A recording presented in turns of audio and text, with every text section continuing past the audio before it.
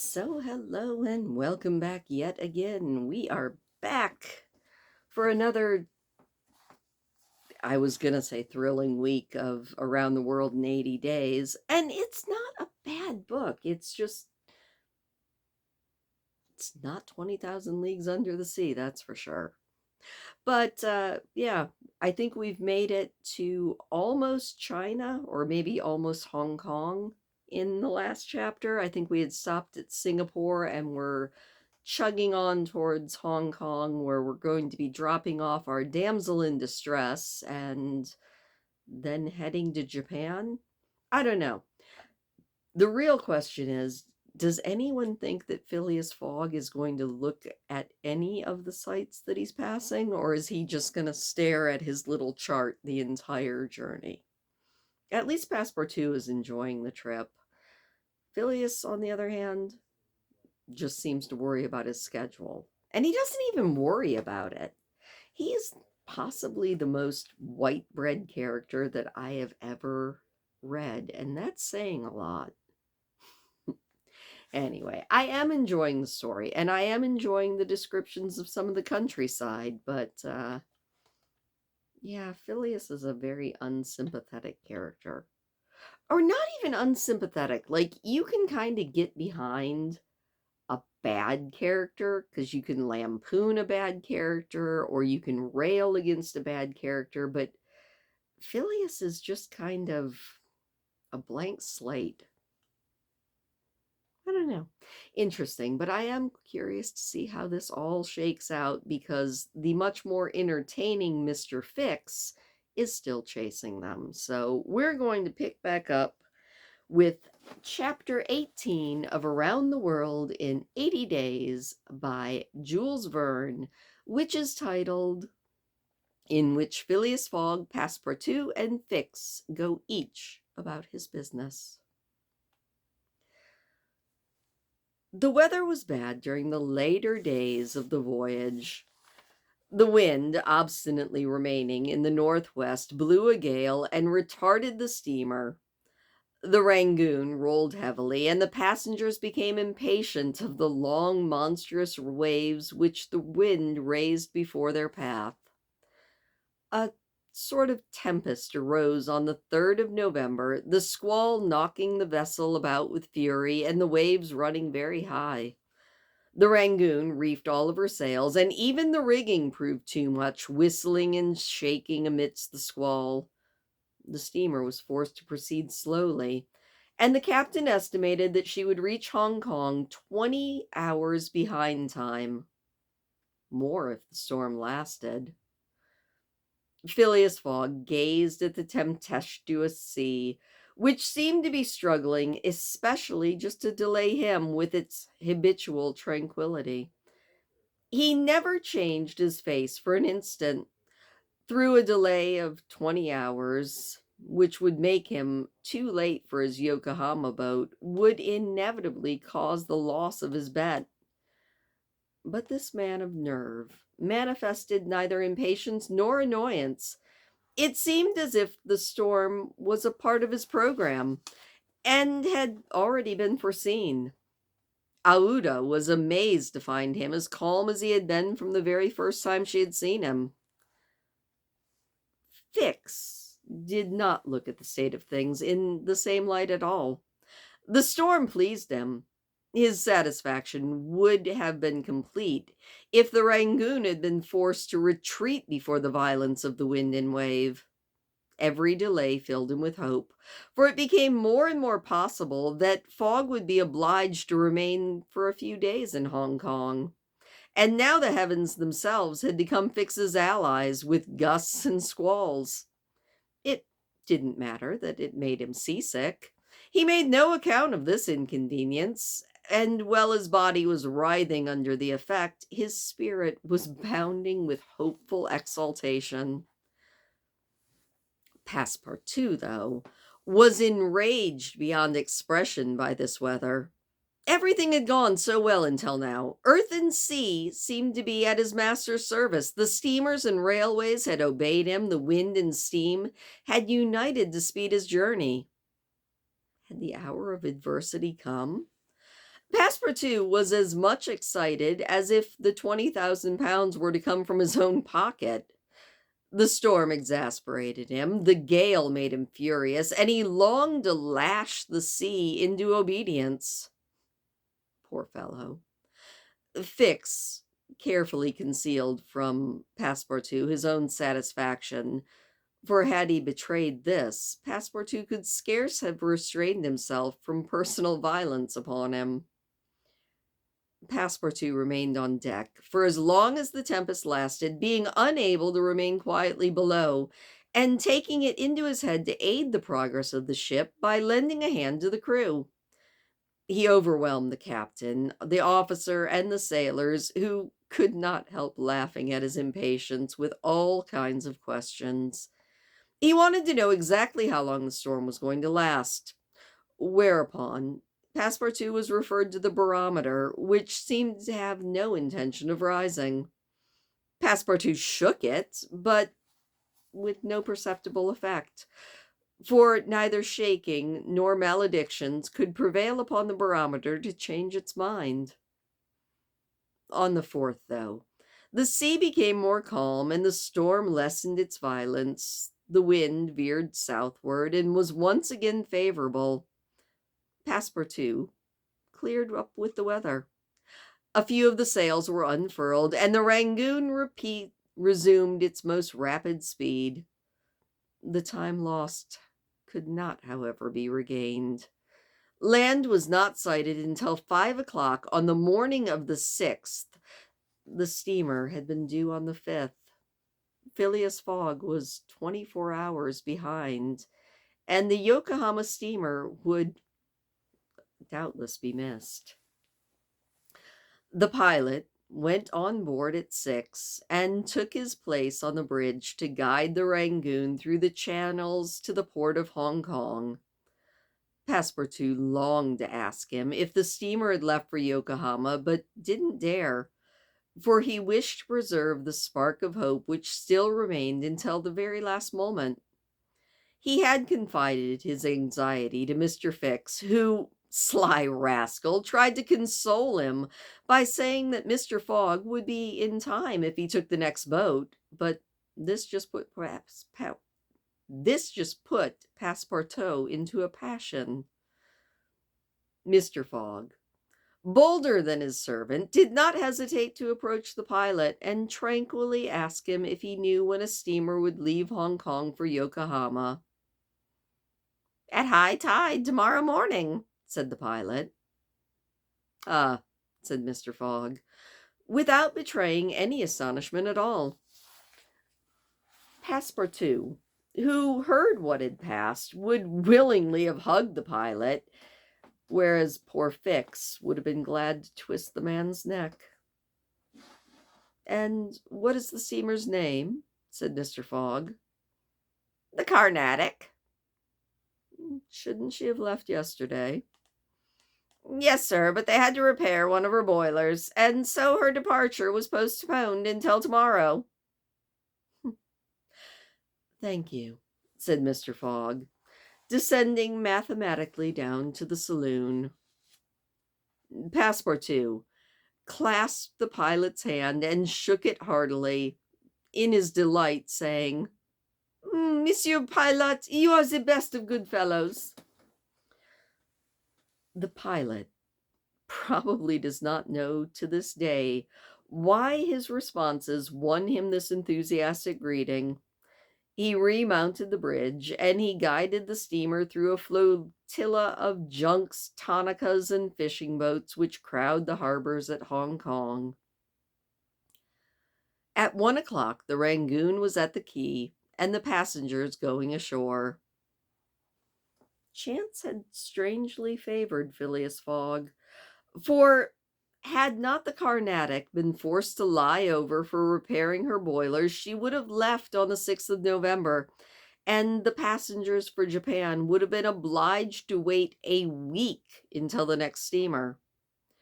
Mr. Fogg, true, was 24 hours behind, but this could not seriously imperil the remainder of his tour.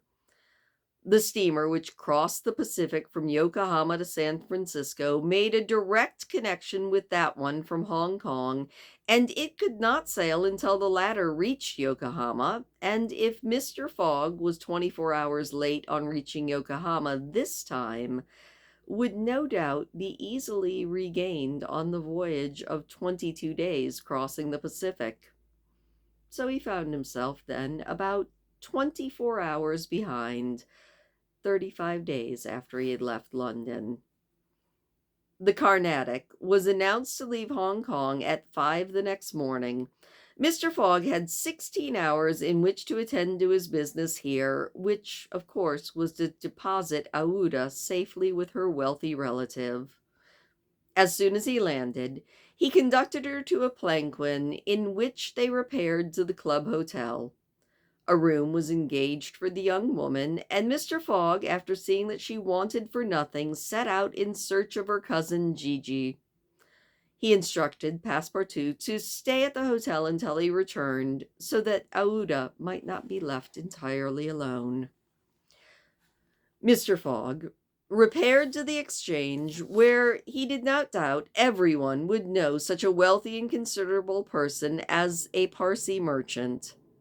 Meeting a broker, he made the inquiry to learn that Gigi had left China 2 years ago, and retiring for business with an immense fortune, had taken up residence in Europe. Holland, the broker thought, with the merchants of whose country he had principally traded. Phileas Fogg went back to the hotel and begged for a moment's conversation with Aouda, and without any ado told her that Gigi was no longer in Hong Kong, probably in Holland. Aouda at first said nothing. She passed her hand across her forehead and thought for a few moments. Then, in her sweet, soft voice, she said, "What should I do, Mr. Fogg?" "It's very simple," he told her. "Go on to Europe." "Oh, but I cannot intrude." "Oh, you do not intrude, nor do you in the least embarrass my project. Passepartout!" "Oui, monsieur." "Go to the Carnatic, and get us 3 cabins." Passepartout, delighted that the young woman who was so very gracious to him was going to continue the journey with them, went off at a brisk trot to obey his master's order. And that's the end of that chapter.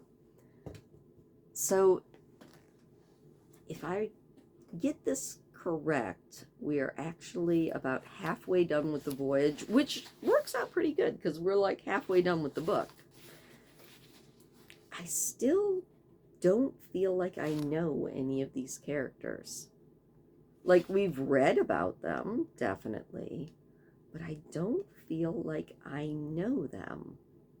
And so to that end, we're going to read another chapter after I get a drink. Okay. Chapter 19, in which Passepartout takes too great an interest in his master, and what comes of it.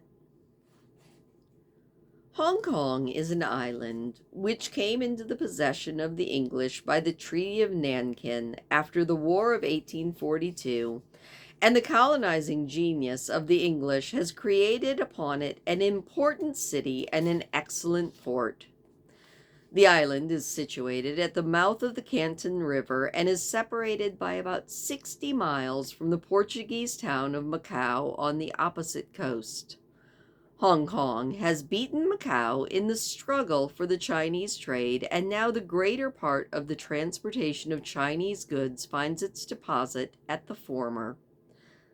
Docks, hospitals, wharves, a Gothic cathedral, a government house, macadamized streets give to Hong Kong the appearance of a town in Kent or Surrey, transferred by some strange magic to the antipodes. Passepartout wandered, hands in pockets, towards the Victoria port, gazing as he went at the curious palanquins and other modes of conveyance, and at the groups of Chinese, Japanese, and the Europeans who passed to and fro in the streets. Hong Kong seemed to him Not unlike Bombay, Calcutta, and Singapore, since, like them, it betrayed everywhere the evidence of English supremacy. The past, folks. English supremacy. At the Victoria, he found a confused mass of ships of all nations: English, French, American, and Dutch, men of war and trading vessels, Japanese and Chinese junks, sempas, tankas, and flower boats, which formed so many floating parterres. Passepartout noticed in the crowd a number of the natives who seemed quite old and were dressed in yellow. One going into a barber's to get shaved, or upon going into a barber's to get shaved, he learned that these ancient men were all at least 80 years old, at which age they are permitted to wear yellow, which is an imperial color. Passepartout, not knowing exactly why, thought this quite funny. On reaching the quay on which they were to embark on the Carmatic, he was not astonished at all to find Mr. Fix walking up and down. The detective seemed quite disturbed and disappointed. "Ah, this is bad," muttered Passepartout, "for the gentlemen of the Reform Club." He then accosted Fix with a merry smile, as if he had not perceived the gentleman's chagrin.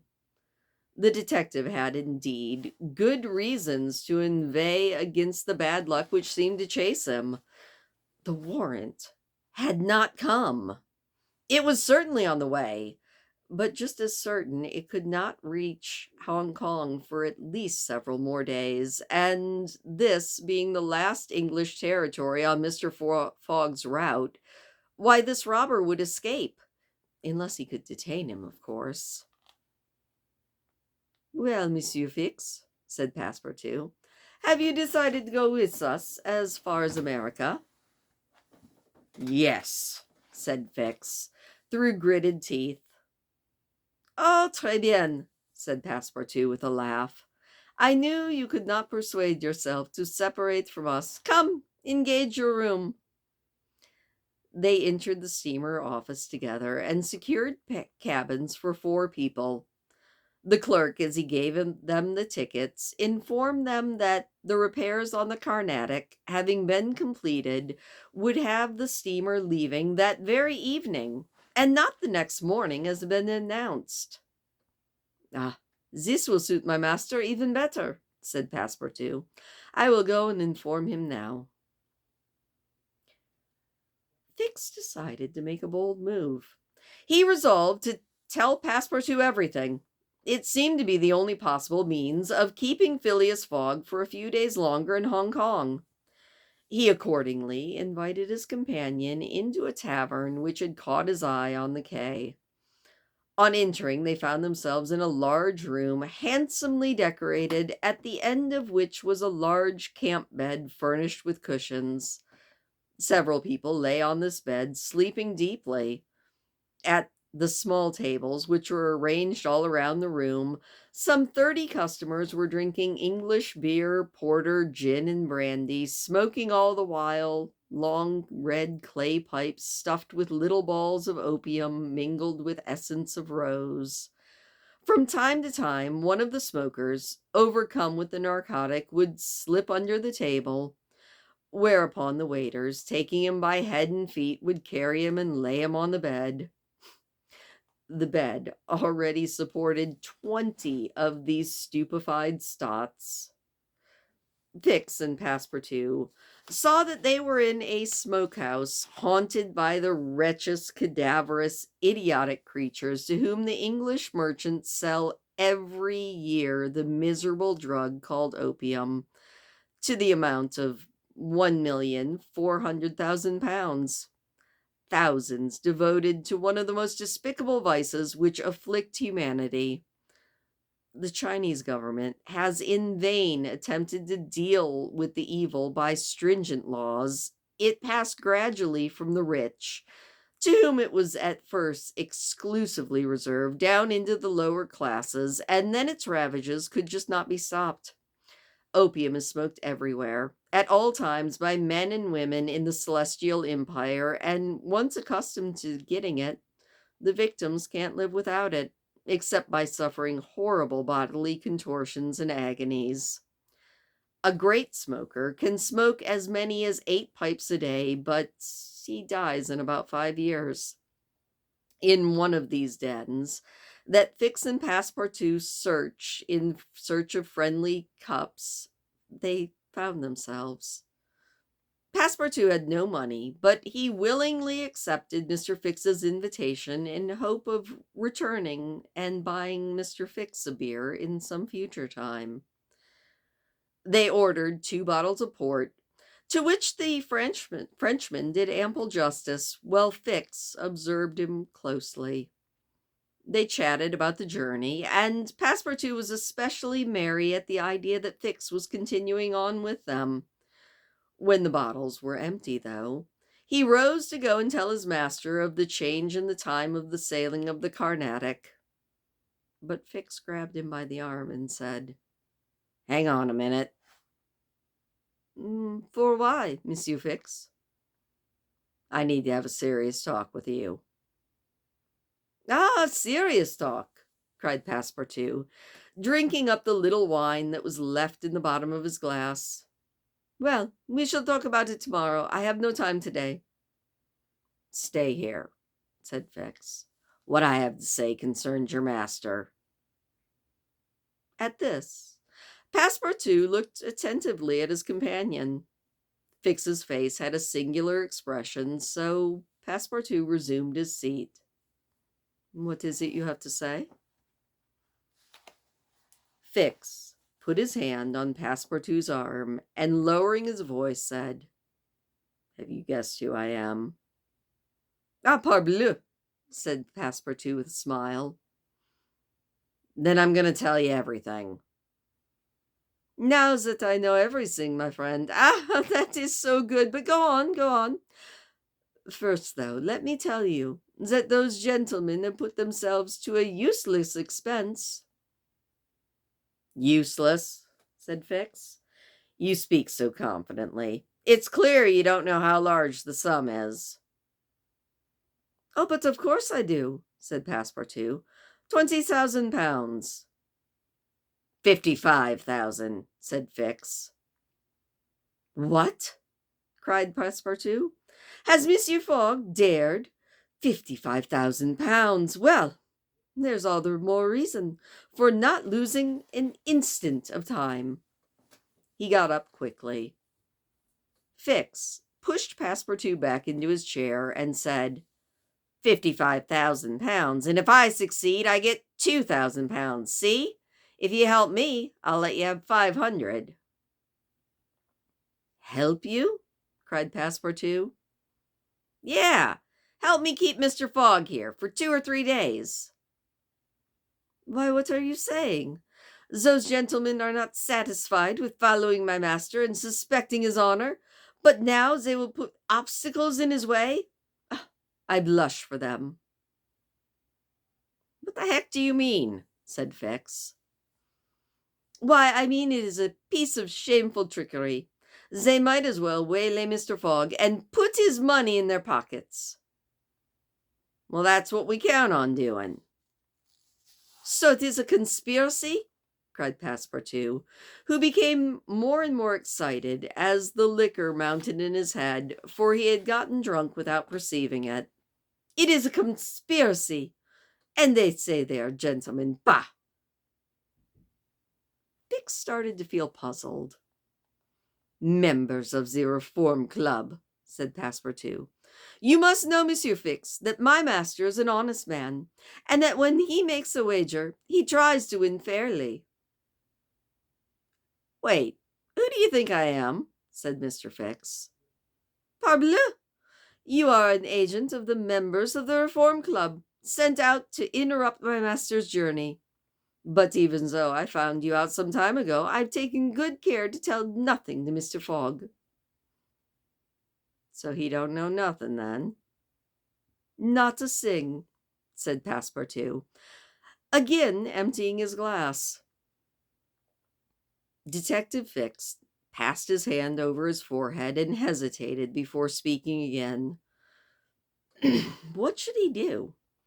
Passepartout's mistake seemed sincere, but it made his design more difficult. It was evident that the servant was not the master's accomplice, as Fix had been inclined to suspect. Well, the detective thought to himself, as he's not an accomplice, maybe he'll help me. He had no time to lose. Mr. Phileas Fogg must be detained at Hong Kong, and so Fix resolved to make a clean breast of it. Listen to me, said Fix. I'm not, as you seem to think, an agent of the members of the Reform Club. Bah, said Passepartout. I'm a detective, sent out here by the London office. You, a detective? I'll prove it. Here's my commission. Passepartout was speechless with astonishment when Fix displayed this document. The genuineness could not be doubted. Mr. Fogg's wager, said Fix, is just a pretext, of which you and the gentlemen of the Reform are all dupes. He had a motive for securing your innocent complicity. But why, monsieur? You listen to me. On the 28th of last September, a robbery of £55,000 was committed at the Bank of England by a person whose description fortunately was secured. Here's the description. Look, it answers exactly to Mr. Phileas Fogg. Oh, nonsense, cried Passepartout. My master's the most honorable of men. And how would you know that? You know scarcely anything about him. You went into his servants the day that he came away, and he came away on a foolish pretext, without any trunks, and carrying a large amount of money. And you are bold enough to say he's honest? Oui, oui, said poor Passepartout. Would you like me to arrest you as his accomplice? Passepartout, overcome by everything he heard, held his head in his hands and did not dare look at the detective. Phileas Fogg, the savior of Aouda, the brave and generous man, a robber? And yet how many presumptions there were against him. Passepartout tried to reject the suspicions which forced themselves into his mind. He didn't want to believe his master was guilty. Well, what do you want of me, monsieur? He finally said. See here, said Fix. I have tracked Mr. Fogg to this place, but as of yet I've failed to receive the warrant of his arrest which I sent for in London. You have to help me keep him in Hong Kong. Moi? But I'll share the £2,000 reward given by the Bank of England. Never, said Passepartout, who tried to stand but fell back, exhausted in both mind and body. Monsieur Fix, he stammered, even should what you say be true, even if my master is the robber you seek, for which I deny, I am in the man's service. I have seen his generosity and his goodness, and I will never betray him, not for all the gold in the world. I come from a village where they don't eat that kind of bread. Then you refuse? I refuse. Consider that I've said nothing, then. Let us drink. Ah, oui, monsieur, let us drink. Passepartout felt himself yielding more and more to the effects of the liquor. Fix, seeing that he must, at all hazards, be separated from his master, wished to entirely overcome the man. Some pipes filled with opium lay upon the table. Fix slipped one into Passepartout's hand. He took it, put it between his lips, and took a few puffs, and his head becoming heavy under the influence of that narcotic, fell to the table. "Finally," said Fix, seeing that Passepartout was unconscious. "Mr. Fogg won't be informed about the time of the Carmatic's departure, and if he is, he'll have to go without this cursed Frenchman." And then, after paying his bill, Mr. Fix left the tavern. And that is the end of the chapter. That seems so convoluted. I wonder if we're going to get to the end of the book and find out that Passepartout actually, or not that Passepartout, but that Phileas Fogg actually is a bank robber. That might make the book very, very interesting in the end. I don't know. I guess we'll have to wait and see. Still not sure what I think of this book. I don't know at all. Like, everything feels slightly racially ick. And a little pro-England, although if you read it with enough sarcasm, I think it comes through pretty good. But oh yeah, everything is so England, England, rah, rah, the colonizers. I don't know. My thoughts are scattered, so I'm going to leave my scattered thoughts and probably go feed the birds. It has, I don't know if you'll be able to see this or not, but it has snowed again. It's funny because it all melted and then it all came back. Because that is just how the winter do. So I'm going to hope that it melts again before it snows again. Wouldn't that be nice if it just all completely melted in between each snowfall? There would be much less plowing needed. Anyway, I hope you guys have a fantastic day, and I will see you tomorrow with more of Around the World in 80 Days.